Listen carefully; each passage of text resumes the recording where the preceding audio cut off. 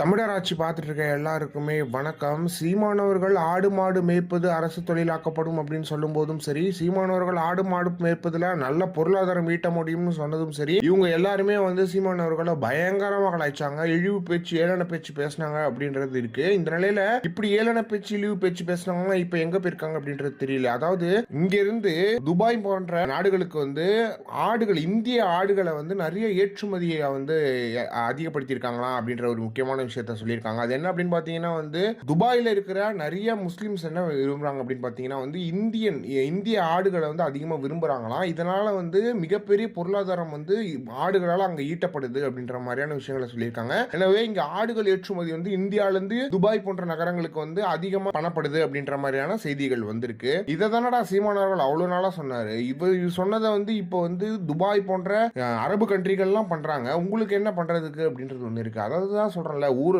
வெளிநாட்டுக்காரன் பண்ணா அதை பத்தி என்னடா பயங்கரமா பண்றானே அப்படின்னு பார்ப்போம். அதுவும் இந்திய நாட்டுக்காரன் பண்ணா இதை போய் பண்றான் வரேன் அப்படின்றத பார்ப்போம். அதாவது வெளியே இருக்கிறவங்க நல்லவன், உள்ள இருக்கிறவன் கெட்டவன்ற மாதிரி இருக்கு. உங்களுக்கு அது புரியவே கிடையாது. எனவே கிட்டத்தட்ட நல்ல விலைகளுக்கு ஆடுகளை எடுத்துக்கிறாங்க அப்படின்றது தான் மிக முக்கியமான செய்தியா இருக்கு. எனவே சீமானவர்களோட அரசியலை இந்தியா முழுக்க, உலகம் முழுக்க எல்லா கண்ட்ரிஸும் ஃபாலோ பண்ண தொடங்கும் போதும் கூட இவங்க தமிழ்நாட்டு மக்கள் சீமான விரும்பாம போனதுக்கான விஷயம் எனக்கு புரியல. சீமானவர்களோட பேச்சு நீங்க எல்லாம் கேட்கறீங்களா இல்லையான்றதே தெரியல. எனவே இதை பத்தி நீங்க என்ன நினைக்கிறீங்க அப்படின்றத மறக்காம கமெண்ட் பாக்ஸ்ல சொல்லுங்க.